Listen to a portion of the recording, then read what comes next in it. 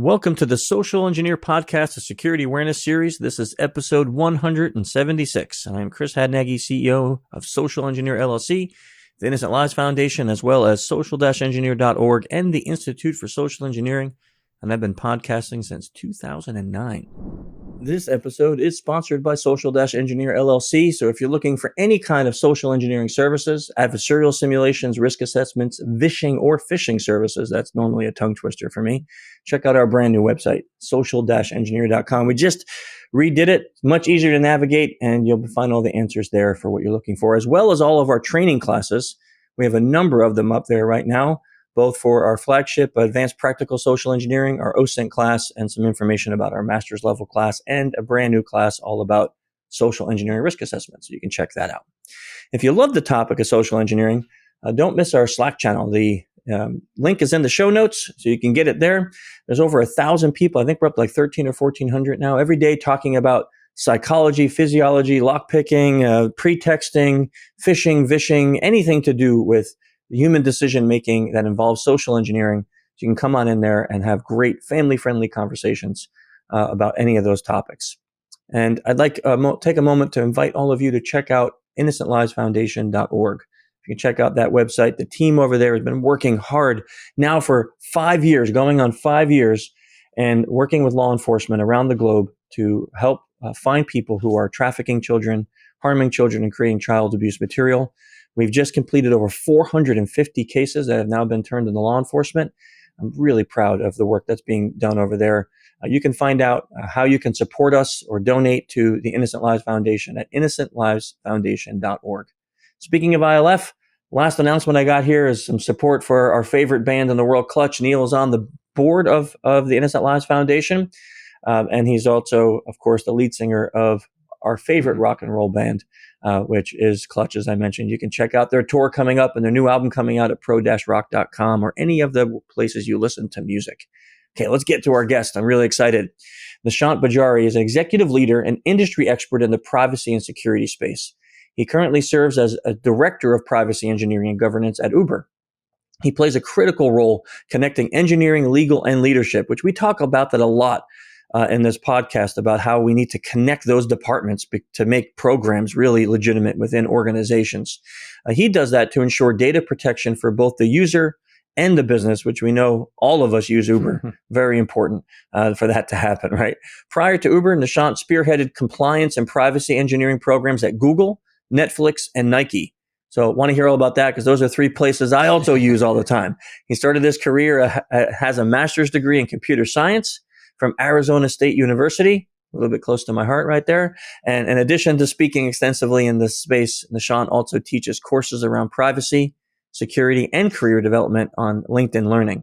Nishant authored Data Privacy, a run book for engineers, a deep dive into strategies and effectively identifying, communicating, and addressing privacy risks using technical strategies. So obviously a lot for us to talk about. Nishant, thank you so much for joining us on the show today. Thank you.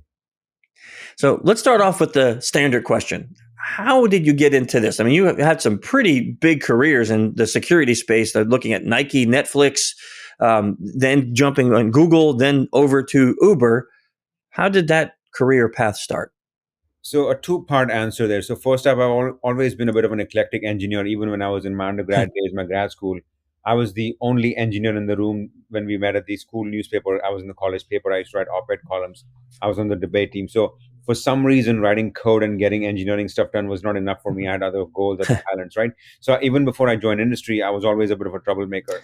And then when I joined Intel and WebMD, I was the guy asking questions about why are we doing it this way or not that way. So, the one engineer who won't shut up, who always has to ask questions that are going to drag the meeting longer, I was that person.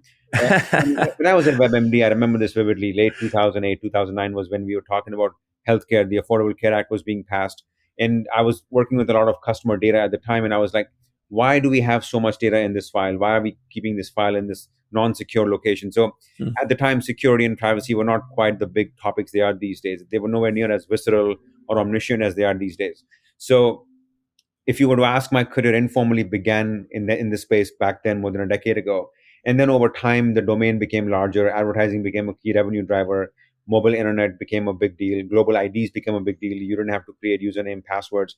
And then the engineering culture became bottom up. So rather than having central IT control what engineers could do, you had engineers making decisions on their own. So it was interesting. When I was an engineer, we had very little power. And now that I'm an executive, engineers have all the power. So apparently I'm in the party that's late every single time. So partly because of my background, partly because of the domain, and partly because of how the world around me changed, I got into this space. And now with all this experience behind me, I'm kind of one of the more experienced folks in this space. It's that way for those of us who were the uncool kids in high school because we were geeks. Now we're the coolest people on the planet, right?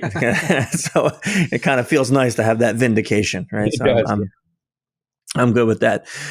Normally, when we talk about privacy and security, and then you mix it with end user experience, those two things don't seem to mix too well. Like to make things secure and private generally means we're going to make it more difficult and annoying for the end user. So how have you been able to balance that? Because I'm reading your bio beforehand, seeing that you have to work in compliance, legal, all these different departments. And Uber is an end user experience company, right? If our end user experience stinks, then we're not going to use it. So you have to keep making it pleasurable, but also keeping it secure and private. How do you blend those things together? So totally. So first up, that's why I wrote the book. I wrote Data Privacy, a run book for engineers, and I have a certification course coming up built by a company called Data Protocol. So that is aimed at addressing the issue you mentioned. Second thing, I'm also on this podcast in my personal capacity. So just want to be clear, I'm not representing Uber. But come back to your question as a whole, one of the reasons why we have to think of security and privacy on the one side and user convenience on the other side as either or is because these domains get added on at the end. Historically, companies think about, okay, let's build this tool, let's make as much money as possible, let's get customers in the door, and then we can figure out a way to keep them secure. And that is understandable to some degree because remember, you have to, as a company, make some money to afford somebody like me, because if you don't have a product, you got no customers, you can't afford to pay my salary. So I tell people in security and privacy this, the folks on the business side are not the enemies. They are just the people bringing home the money, right? That's number two.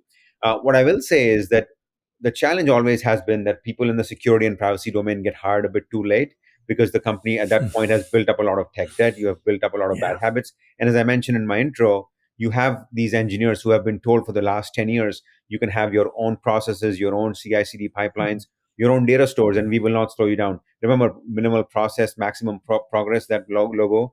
So we are now going against 10 years plus of habits when we talk about security and privacy. So that is why it becomes an either or proposition. So my hypothesis here is that as much as possible, if you can build security and privacy into the pipeline early on in the process by way of data, get people the right training. But it's kind of funny when you go back to 2016, the moment security became a big deal in our culture was when John Podesta got phished and all those emails from the DNC were downloaded by Anonymous. That's when security became very visceral. Because if this could happen to the government, if this could happen to the Clintons, it can happen to anyone. Yeah. So unless it happens to you directly, unless it happens to somebody you think is powerful, people don't think about that stuff, right? So we have since then trained, and when I say we, the industry, we train executives, like we create phishing campaigns, we create security training across the board. And it has now become part of the culture. So similarly, we got to go one step further now and help engineers understand what security and privacy are all about, help make tools that make it part of their daily life in such a way that when they try to build something, security and privacy are part of the background. They're part of the training. They're part of the tooling. They're part of the checks. And they don't hear about it unless they do something wrong. And if they make a mistake, they're like, okay, you should do this differently. So security and privacy are being taken care of in the background. So it becomes less of a choice. So let me give you a specific example just from my Uber days.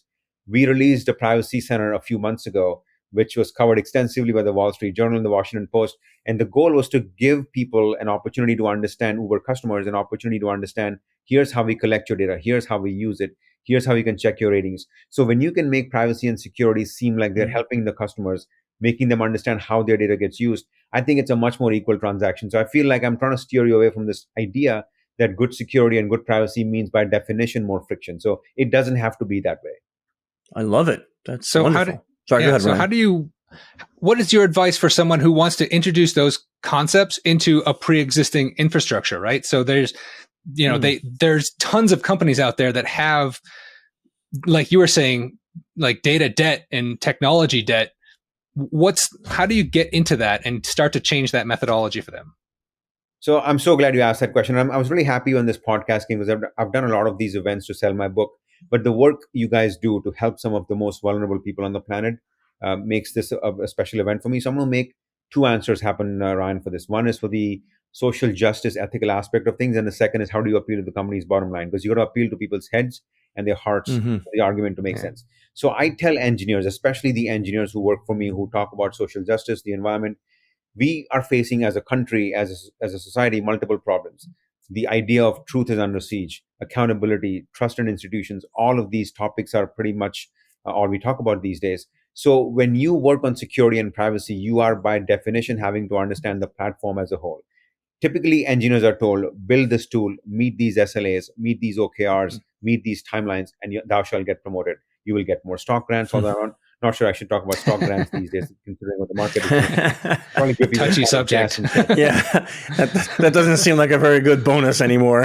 Although I would recommend time in market is always better than timing the market, but that's a topic for a different day. But what I tell people is that you want to have a career that is not just about one tool or one vector, right? If you got into crypto 6 months ago, today you might be feeling a bit unsafe about your career, right? But if you work in security and privacy, you have to understand the infrastructure, the entire code stack, the warehouse, the edge API. How do you work with AWS? How do you work with APIs? Like, you got to understand all of it. So by very definition, you have to be an engineer that's not just breadth first or depth first. You have to be a bit of both. So it opens the door to multiple careers. Security and privacy forces you to work with engineers, with attorneys, with regulators, with testers, with executives. So I'm not sure of very many careers that give you that level of breadth that security and privacy do.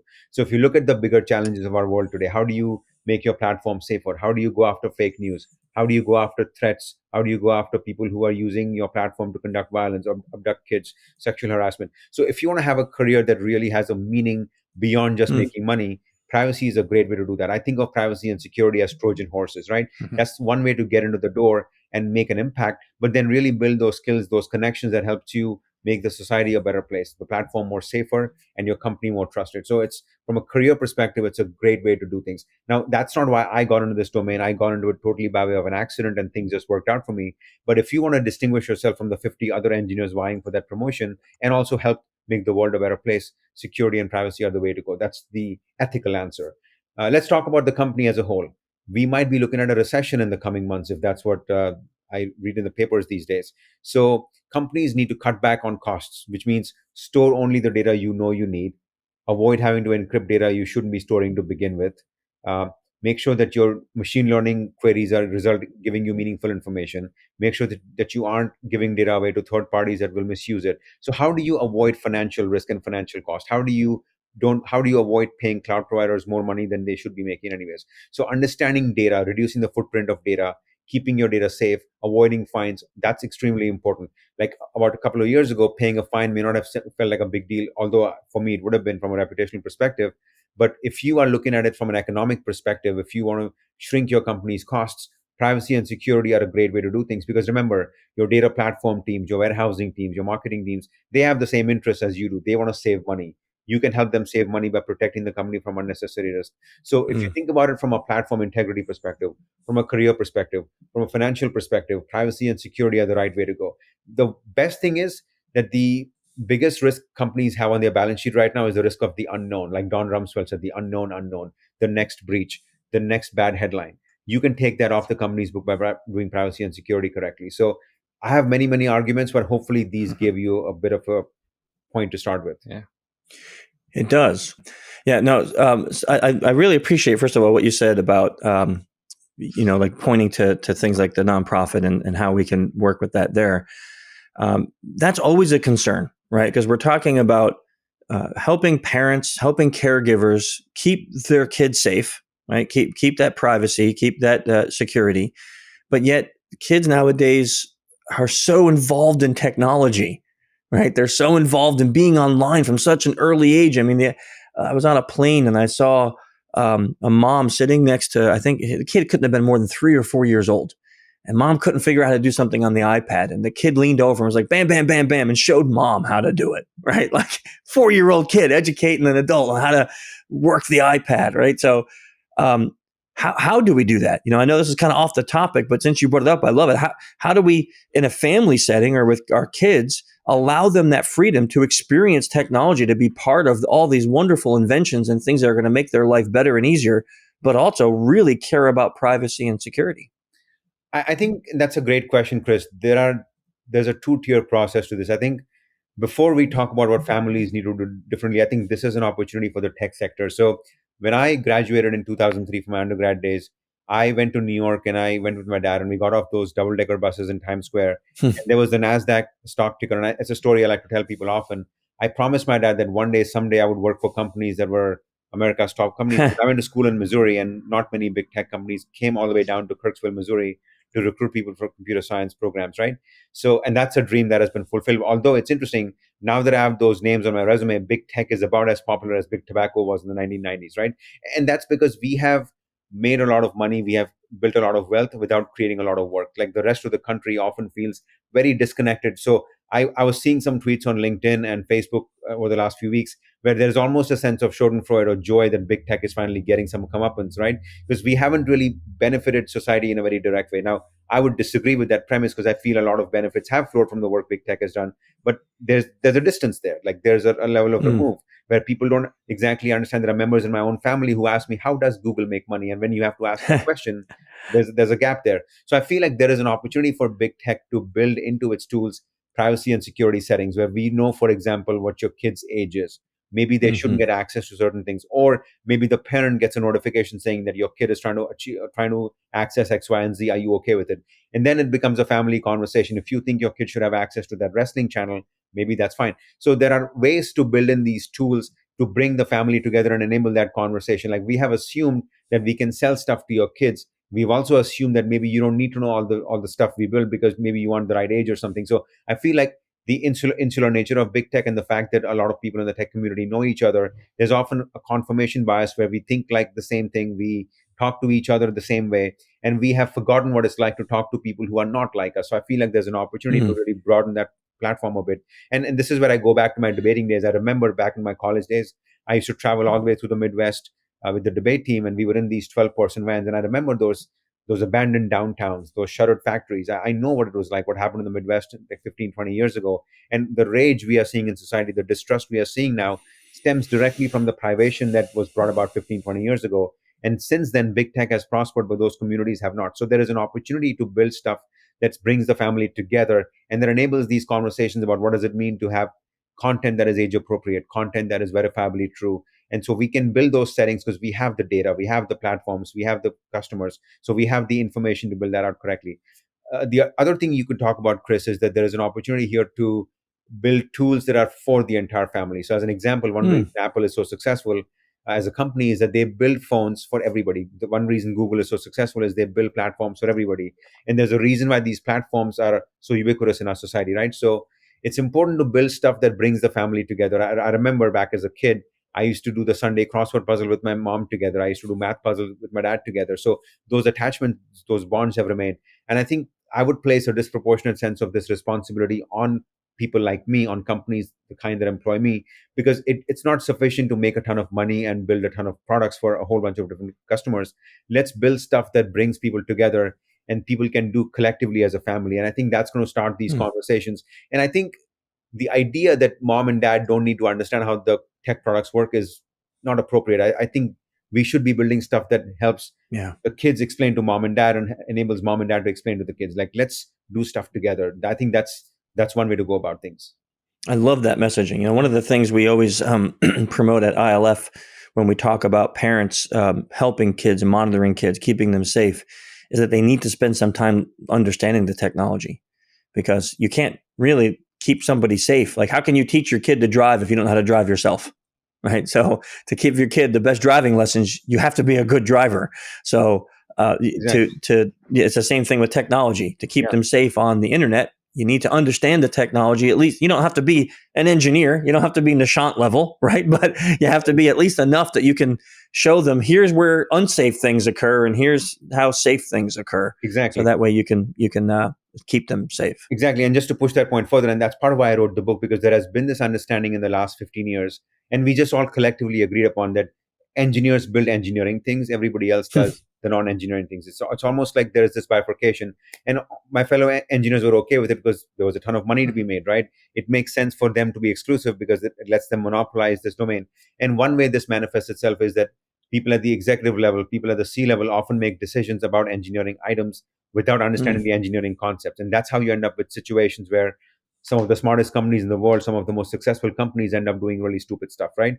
So I'm going to go back to the 1950s. If you look at North Korea and South Korea, I'm not sure how often engineers come to your podcast and talk about North Korea and the Cold War.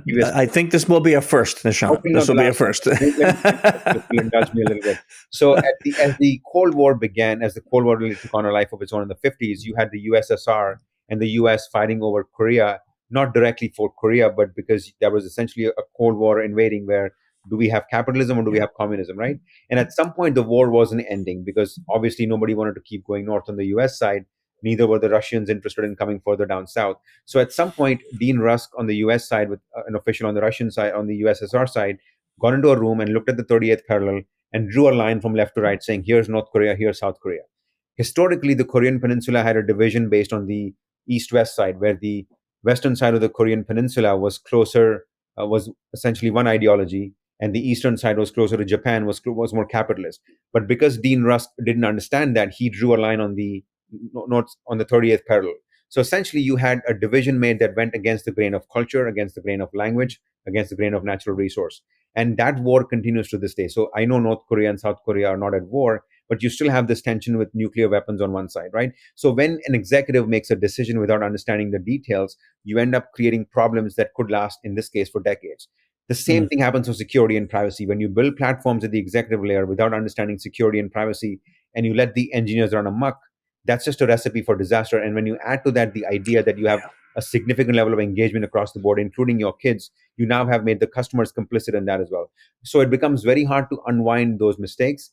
Ask the North Koreans and the South Koreans when the decisions are made by people who do not understand technology. So it makes me viscerally upset when people decide that engineers are either socially awkward people who should be allowed to build tools, or executives don't need to understand security and privacy. I feel like we've built these divisions that are now creating concentric circles across our society. I know that was a bit of a detour, but hopefully that made sense. Yeah. No, that's okay. We don't mind detours on this podcast. We do them all the time. You know, I mean, heck, I think we already took 3 or 4 already. But I think it's an important point because like to mix that with something you said before about trying to build better security coding practices for engineers. So when they're making the next tool, that it's built with security in mind. This is a platform that we've been hearing a lot from different people lately talking about that, because I think we've seen that we're not going to slow down innovation, and we don't want to, really. We're not going to slow down the next great thing that's coming out that's going to change the world or make our life better. But the problem is when it comes out and it has 50 holes in it, vulnerabilities, and we all adopt it, then it becomes a real problem for businesses, for companies, for families, for kids, for whatever. So how do we make that an industry standard? Like, how do we get companies that are hiring engineers, that are creating these tools, that are creating new software, to actually adopt these practices? Because I assume from what you're saying, it's going to add time, which adds money, which is going to add some labor costs. So how do we get them to say, well, I'm going to do that because this is a better practice than the way we have been doing it? Yeah, so I'm going to make an argument against economic self-interest. So if I would normally say that hire somebody like me, but what I want to tell people is that it's going to be hard. It's not going to scale for every company, especially for smaller companies. And honestly, most people in our country get jobs from small business, right? So it does not scale for those companies to build a central team always that is security and privacy and IT specific, right? Especially what has happened is IT used to be very powerful back in the day, and now thanks to cloud computing, IT has been de-emphasized quite a bit. In-house IT departments have shrunk. So what I think these companies should do is train their engineers for security and privacy. And when they build features, they will build them with security and privacy in mind. Like, honestly, would you let an engineer build a product that would exploit a child? No. Would you let them build a product that makes sexual harassment easier? No. So why should security and privacy be left behind, right? Those core capabilities of fairness, of human decency are part of every single platform, right? So if you train people in security and privacy engineering, what does that entail? Collecting data in a meaningful, respectful fashion, taking care of data in a timely way, making sure it gets deleted correctly, not sharing that data with a distrustful third-party vendor, not leaving it unguarded. Like, those are not security and privacy specific features. Those are things you should be doing anyways. If you get right down to it, security and privacy comes down to doing the right thing but also making your platform safer. So make it part of the product design, make it part of your Mm-hmm. expectations, make it part of the spec. Like you wouldn't sell a car today without seatbelts and airbags, right? And I remember the auto companies fought those changes tooth and nail. Yes. First, they said it was extremely expensive. Yeah. Second, they said they probably aren't required. Third, only the elite care Yeah. about it. Now, oh my goodness, look, our privacy, our security, our safety features are the best in the world, right? I've been T-boned before, and if not for my seatbelts and airbags, I would have probably been dead by now. So Yeah. just as those core capabilities have gone from being unnecessary, expensive to being core to cars, security and privacy can go about the same way. So my argument is make it part of a developer's lifestyle, make it part of their life cycle, make it part of the core planning capabilities at the very beginning of the cycle. At that point, you will end up with customers' expectations being reset. Customers like, oh, I was buying all these products all these years without these features. I'm never doing that again, right? Change the developer's project timeline, change the customer's expectations, make it part of your business model. And you can do that at scale. And that's why I wrote the book, because you cannot, like most companies in the US cannot afford to hire somebody like me. But what they can do is train their existing engineers. And that's a huge plus for the engineers, because remember, a lot of engineers swap jobs these days, not because of more money, but because they feel atrophied. They feel they aren't learning too much, right? They feel their current jobs have gone stale. Adding this extra challenge is going to make the engineers realize that you as a company are investing in their life cycle, in their training. So it's good for the company, it's good for the customers, it's good for the engineers. And I think in the long run, in the medium term, you will even save money, because think about how much money it costs to pay fines. Think about how much money it costs because your engineering processes are inefficient. Think about how much money you have to spend to replace engineers who quit after 18 months, right? All of those savings will come right back and make your products cheaper, better, and safer. But then what do you do? And, I'm not picking on any particular platform, but, in our industry, we tend to focus like on Twitter. So what do you do in a platform that may have been created? Like you said, you asked the question rhetorically, would you create a platform that exploits children? Of course not. Would you create a platform that allows for hate crime? No, I wouldn't. Harassment? No. But what do you do when you create the platform with good intentions and now it's used for all those things you just said? How do you then go back and say, okay, wow, that wasn't our intent, but this got weaponized in a really bad way?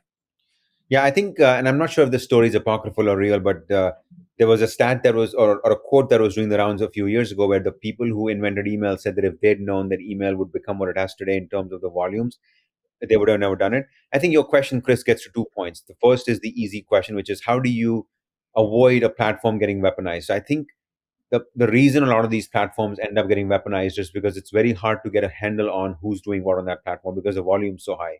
Like if you have these, let's assume on Nextdoor or Facebook, you have groups where entry is locked, it's only for a few people, and people use that privacy to do business of a very shady nature, like any number of illegal activities. Mm-hmm. Now that creates an actual conflict between security and privacy. Like, do you respect the fact that that's their sanctity, that's their private little space, or do you recognize the fact that they're using it to do something illegal or immoral and you break in? So there is a fundamental tension that was not fully understood when we sought engagement. Like, remember, a lot of these platforms were built to drive engagement, to create participation, to create the town square, as Elon Musk often says about Twitter, although I'm not sure I agree with him on that logic of it, because a town square basically is for everyone, but nobody is entitled to the level of reach that Facebook or Twitter offer you. So there is a fundamental tension there between security and privacy, between access and reach. So I think that's something we as a society need to understand. The second thing that makes it a little challenging is because you have a significant amount of explosion of content that happens on these platforms. They were built to drive more traffic. They were built to collect more data. They were built to monetize the data, and they were built to collect data about you and me so that you and I can then get ads that are a lot more precisely targeted towards us, right? So again, there is a fundamental tension between how much data do I collect to make somebody's experience very germane and deliver what was promised. And on the other side, recognize the security and privacy, because you need volume. You need volume to make sure that your initial learnings are accurate. So I'm not sure I have an actual answer to that, because I feel like we haven't seen anything like this before. We haven't seen a platform that creates this level of engagement, B, volumes of data that can be stored very easily on cloud platforms and other kinds of databases, C, more and more people getting on this platform every single day. Because for everybody like my niece who feels that these platforms are boring and gets off the platforms, there's somebody like my dad who sends me fake news every single day. And fourth, most important, there is ubiquitous internet and global IDs. I think any one of these things would have been manageable, two maybe, but all four of these put together make it very difficult. So I kind of feel like, again, investing in security and privacy will give you a few things. It'll tell you what's going on in your platform.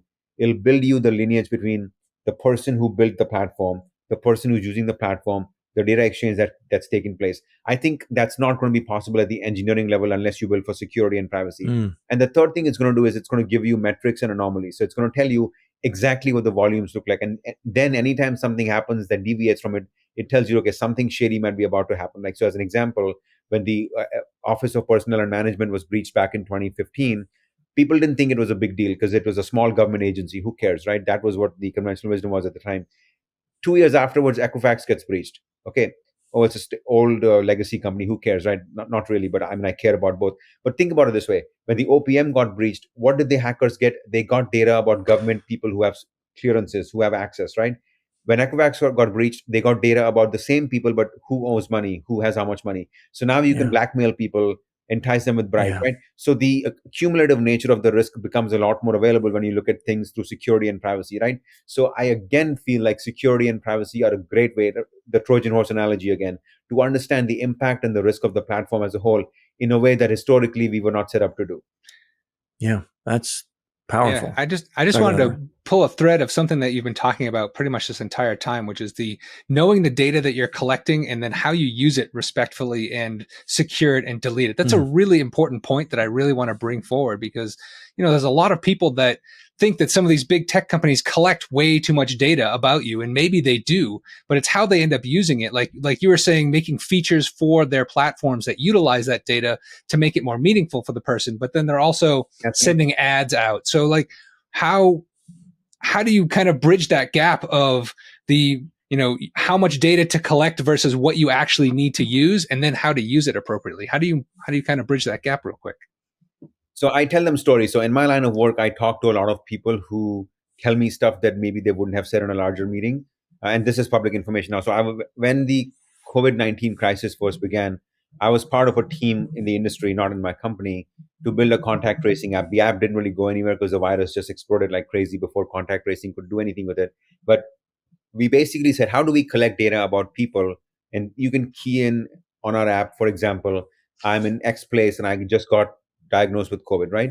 And then everybody else who was in that proximity based on collection of location data can be notified saying you were in a location where COVID was detected. Now, this is something companies are doing every single day right now. If you were in the office, somebody else badged in, they had COVID, company lets you know, right? So that was a great thing to have thought about in March, April 2020. And we were talking to bureaucrats in different governments, basically saying, would you be willing to use something like this? Because this could help you get COVID under control. Remember, when COVID first began, it was Iran and Italy and China that were affected. Every other country initially had things under control. And it was in April that things got really crazy.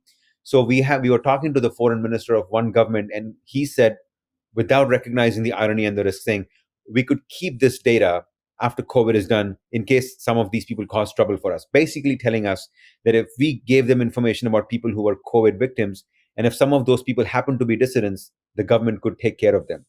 Like, he said this in a room full of 15 people on a conference call. And I'm like, if that's what this guy says in the open, can you imagine what he would do to the data in case somebody caused trouble for him, right? And that's your example right there.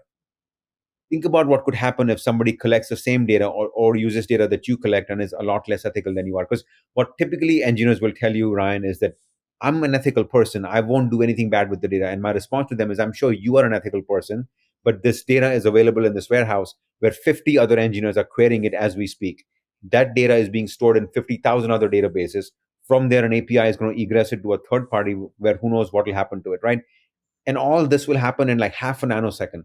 So when you go to the NewYorkTimes.com website, there are 50,000, I'm sure the number is much higher, calculations happening in the background to decide that you will be getting that dog food ad on the right-hand side of the page, right?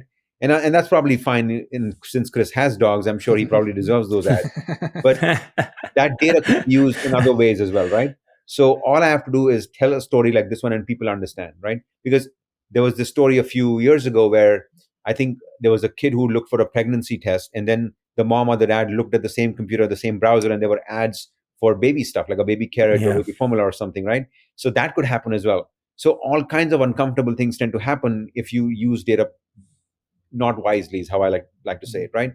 So there's obviously the damage of the fines, there's obviously the damage of the reputation, and there's the impact upon your customer. But there's a much bigger problem where if you get a bad name vis-a-vis security and privacy, people won't trust you anymore. And if the only reason people come to you is because they have nowhere else to go, that's not a good reason to be, because at some point that reputation catches up on you. So I don't think the concern has, at least in my career, has been people pushing back on that argument. It's about making sure people actually do something about it. Like if people are willing to invest in tooling and money, that's when you know you're getting somewhere. Yeah. I can't argue any of that logic, right? Yeah. Oh man, you gave us so much to think about here.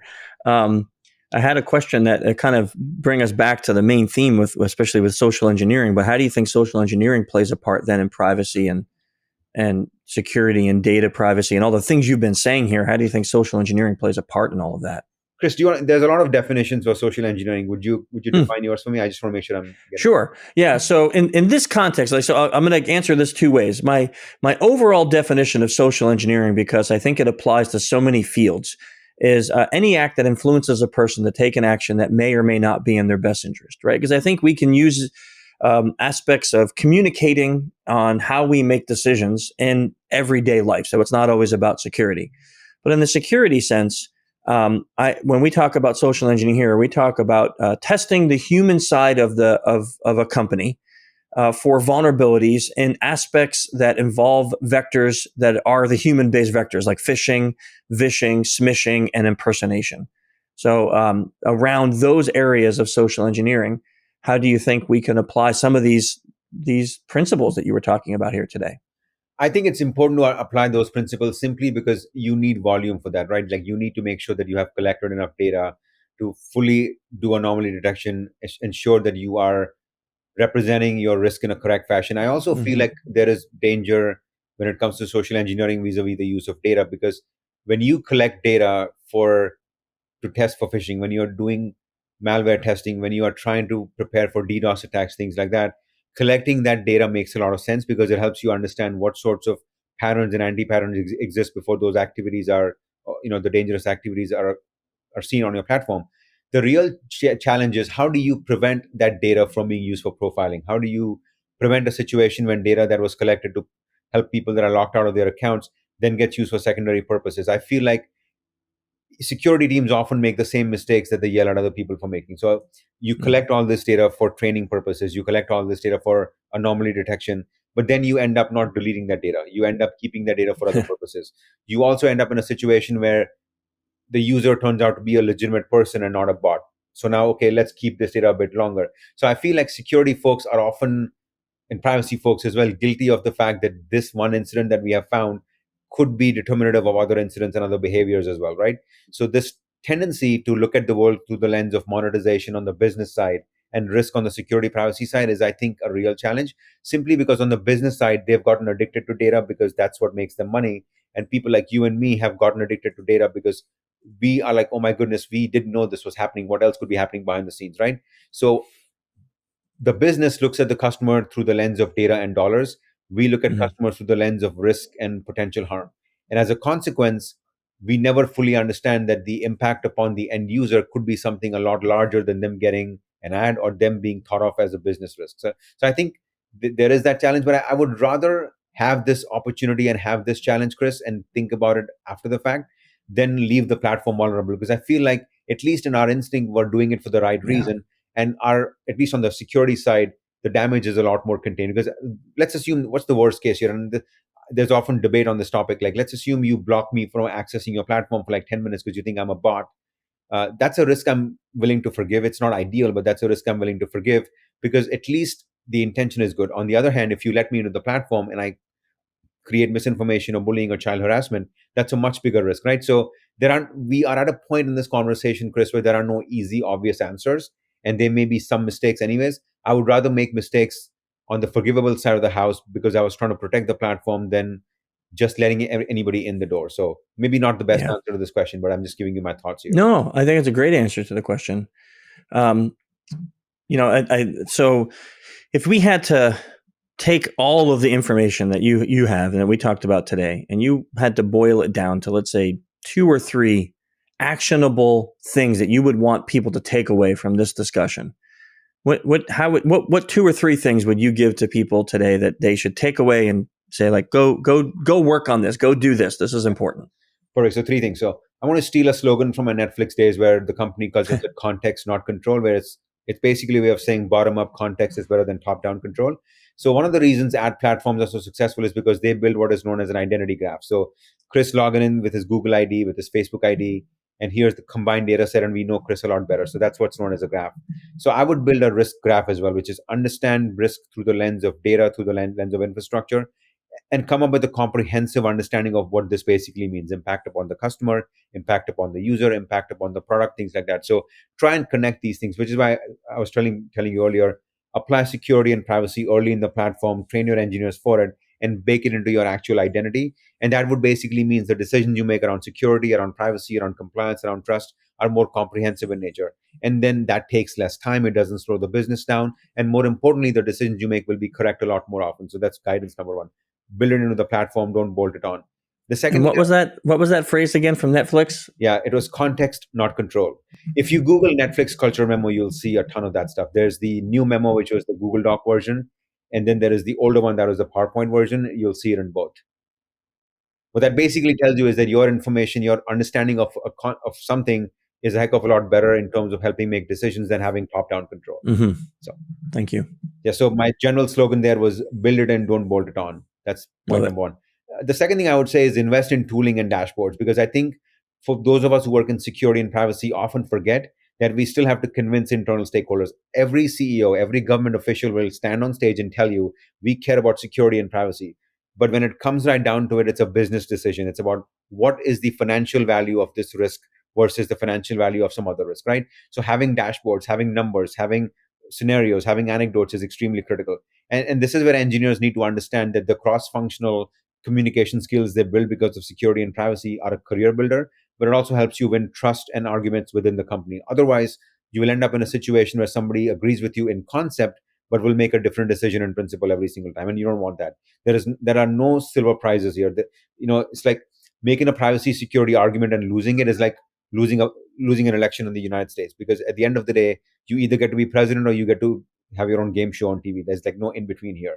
So that's my second argument. The third thing I would basically say is have these trainings available to everybody in the company. Like, don't make it something that you only make available when something bad happens. People get a ton of security and privacy training after the fact, but providing actionable training at the very early stage in the platform, having random training is extremely critical, because this is something we're all going to have to live with. Like, we're not going backwards. We all expect products to work pretty quickly and free on the internet in exchange for our data. We all expect things to be available on our phone.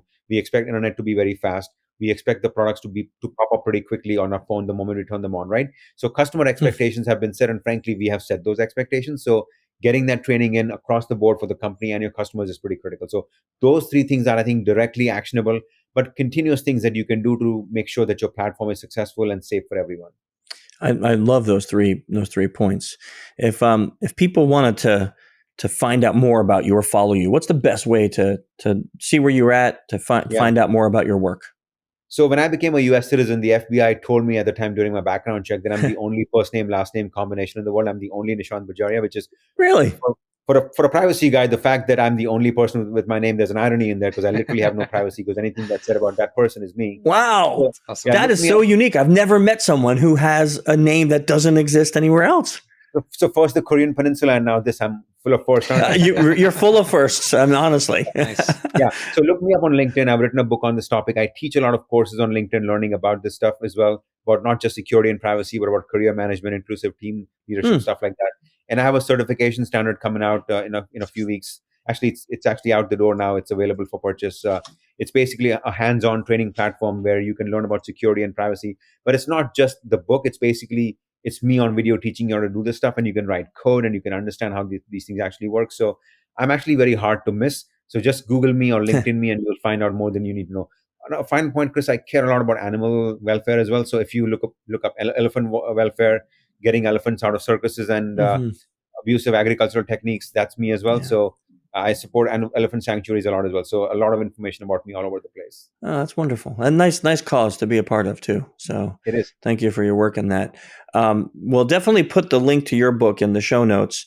But one of the things that we've noticed over doing this for, I don't know how many years, since 2009, that we've had We've had a lot of people who love to read listen to this podcast. So we've been collecting lists of books ever since. Whether it's about this topic or not, we don't care. It could be a fiction, nonfiction, doesn't matter. Are there any books that you say, this is a must read? Like, you have to read this. This is the best book I ever read. Does it have to be on security or privacy, or can it be like any book? It can be any topic you want. It doesn't have to be about what we talked about today. Okay, so there's a couple I like. I like Non-Zero, The Logic of Human Destiny by Robert Wright. Okay. And he talks a lot about how small things make a big difference. Like, things you do for the right reason all connect together and make a big difference to our lives. And not just from an altruistic sense, but from a business sense. Like, he talks about how a lot of us often care about really big things, like the government cares about big bills, companies care about big products, but really it's smaller decisions that collectively make a big difference. And when the right things happen, they happen in a very big way, in a way that you don't always foresee ahead of time. So that's a book I care deeply about. I also like Team of Rivals by Doris Kearns Goodwin. It talks about how you build teams full of people who disagree with each other. And she uses the example of Abraham Lincoln with his first cabinet. If the greatest leader in the history of humankind was able to put together a cabinet and gave us all this enormously amazing country, the book that talks about his approach to leadership is a great one. And I read that book once every year to remind me why it's important to be a leader who listens to other views. And I love hiring people in my teams who disagree with me. So people I hire on my teams tend to be the ones who send me notes on LinkedIn saying, you said X, Y, Z in Y course. That's not quite correct. Like, if you disagree with me and if you took the time to understand that and tell me about it, I want you on my team reporting into me. So these books are important because they don't just make for great reading, Chris, but they define my approach and my ethics to life. So there's a lot of books, but those two come to my mind right now. That's beautiful. Actually, that could, I'm just going to set this up now. That topic could be another podcast that we should do together. Hopefully one that I'm on. Yes, that's what I mean. You and I, and Ryan, we should get on. We should talk about that. That's an interesting thought process of getting advisors that actually disagree with you. I found more value. I mean, Ryan and I have been working closely together for years now, but there's many times where we don't see eye to eye on things. And I've always found that to be much more valuable than just having a yes man in the corner who just says yes to everything. And then we end up failing in that. But having someone who's willing to stand up and go, I don't agree with this, has always been pretty awesome. Exactly. Yeah. That's really cool. I'm not going to agree to that. So you're not invited to that podcast, right? No, just kidding. Nishant, this has been phenomenal and fascinating. I can't thank you enough. We definitely didn't stay on the topics that we had planned, but I love that we covered helping kids and families and companies, and just all the topics that we covered have just been really phenomenal. Hopefully your users find it useful, because I feel like we went to several different topics, but I think the conversation was richer for it. I agree. Yeah. This has been really, really wonderful. So thank you for joining us today. Definitely. Thank you so much for having me here. And thank you all for coming and joining us today. And next month, we'll have a special episode with Erin Maloney, who's the wellness director from Innocent Lives Foundation, and a special guest will be talking about burnout in cybersecurity and what we can do to avoid it. So join us next month. We'll see you then.